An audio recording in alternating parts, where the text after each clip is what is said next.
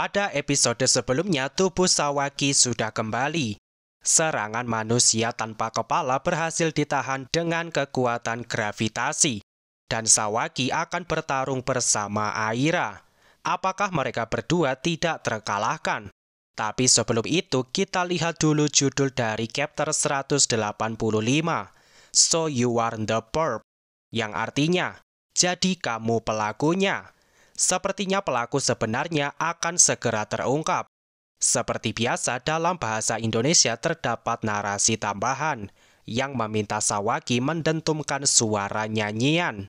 Memang benar semua manusia tanpa kepala tidak bisa menyentuh mereka, tapi cakupan efektifnya tidak terlalu panjang. Jadi manusia tanpa kepala masih bisa mengerubungi mereka berdua.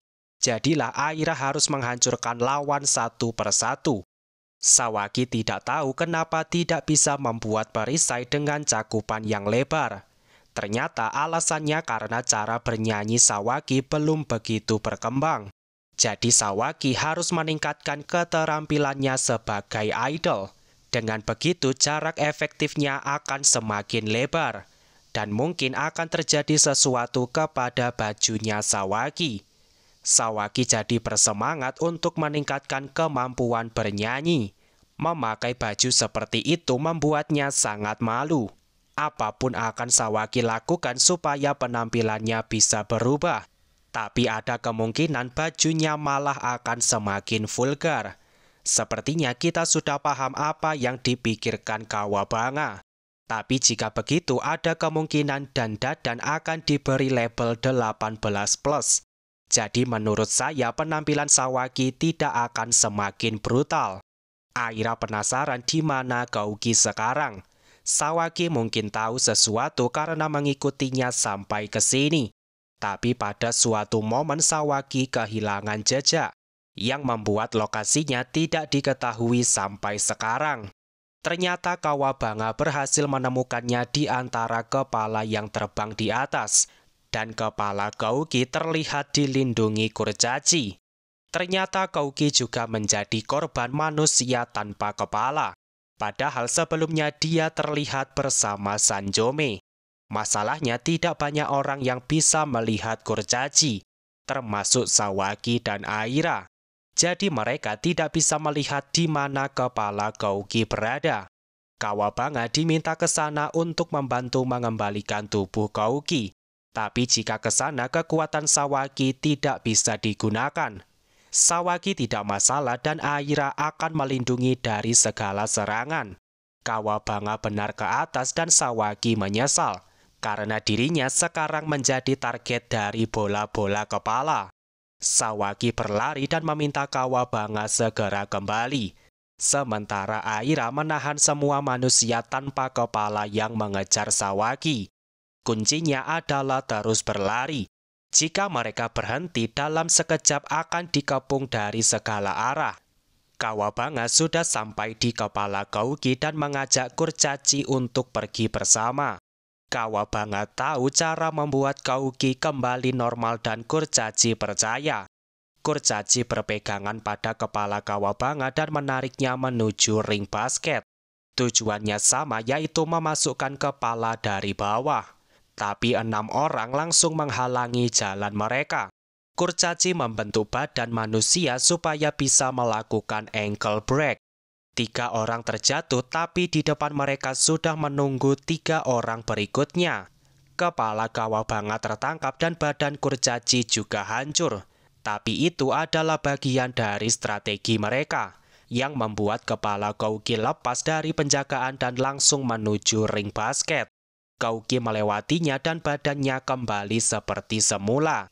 Tapi manusia tanpa kepala datang untuk menangkap bola rebound. Namun Aira berhasil datang lebih cepat sambil membawa Sawaki bersamanya. Dengan begitu Sawaki dan Kawabanga bisa bersatu kembali.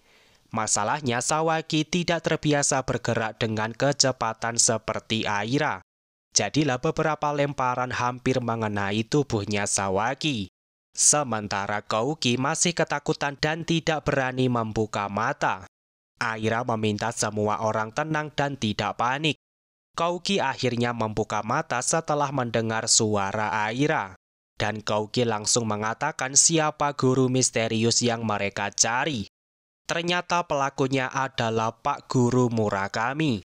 Dia suka mencari akun medsos murid cewek dari sekolahnya dan memastikan apakah murid cewek melakukan pelanggaran sekolah. Siswi yang terbukti melanggar peraturan akan mendapatkan ancaman. Dan jika mau aman, Murakami memberikan syarat. Siswi diminta mengambil foto ketika cuma memakai daleman. Dan sepertinya korban Murakami sudah cukup banyak. Saya rasa nama Murakampret lebih pantas diberikan kepada Murakami.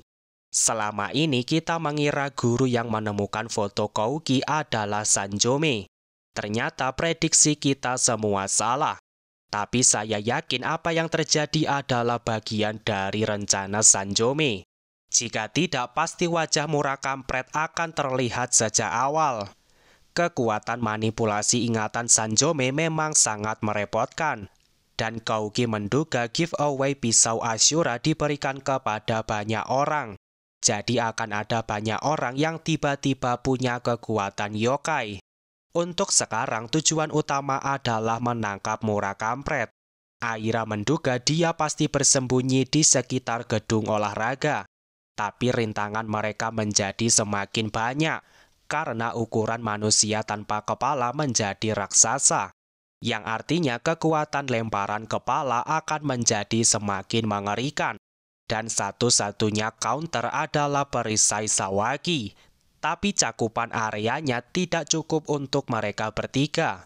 Dan dinding di sekitar mereka juga ikut bergerak, yang membuat ruang gerak mereka menjadi semakin sedikit. Jika terus begini, mereka akan kalah karena tekanan dinding. Tapi sebelum itu, rasanya perisai Sawaki juga semakin mengecil. Ternyata Sawaki tidak bisa terus bernyanyi tanpa istirahat. Alasannya karena Sawaki belum menjadi idol profesional. Jadi lagu Sawaki hanya akan bertahan untuk 5 menit ke depan.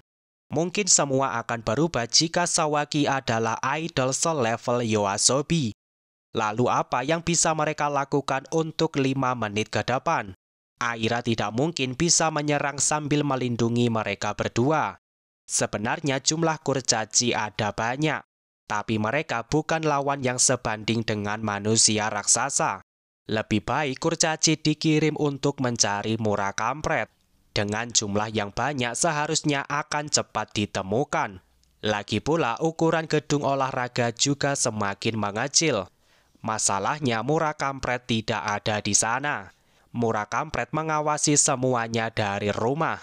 Jadi kurcaci sebanyak apapun tidak akan pernah menemukannya di gedung olahraga. Sekarang pertanyaannya, apakah pertarungan akan berakhir begitu saja tanpa perlawanan? Saya yakin semua masalah ada jalan keluarnya. Begitu juga dengan pertarungan di gedung olahraga. Menurut saya kuncinya adalah kepala yang membawa peluit. Jika kepalanya bisa ditangkap, pasti badan yang lain juga akan berhenti. Tapi dia pasti masih dalam ukuran kepala manusia biasa. Jadi mencarinya tidak akan mudah. Apalagi ada banyak manusia dan kepala raksasa. Kuncinya kembali kepada kurcaci. Dengan jumlah mereka yang banyak seharusnya mencari bukan masalah. Apakah kamu setuju dengan teori tersebut? Atau kamu punya teori sendiri? Coba tulis di komentar. Walaupun sepertinya menangkap kepala peluit tidak akan melukai Murakampret, jadi masih bisa terjadi pertarungan di masa depan. Walau begitu, saya berharap Murakampret akan mendapatkan ending yang buruk. Rasanya babak belur saja tidak cukup untuk apa yang sudah dia lakukan. Menurutmu hukuman apa yang pantas untuk Murakampret? Tulis pendapatmu di komentar. Untuk sekarang mari kita apresiasi kualitas gambar Yukinobu Sensei yang kembali memberikan double page yang keren. Memang benar detail sebanyak ini membuat proses pewarnaan menjadi semakin lama. Tapi saya juga menikmati prosesnya. Jadi apakah Murakampret akan kalah pada chapter berikutnya? Temukan jawabannya di video pembahasan selanjutnya. Pastikan kamu subscribe supaya Mura Kampret segera dikalahkan. Jadilah bagian dari 20.000 anggota pertama Kerajaan Sains. Oke, sekian dulu video kali ini. Semoga videonya bermanfaat dan sampai jumpa di video selanjutnya.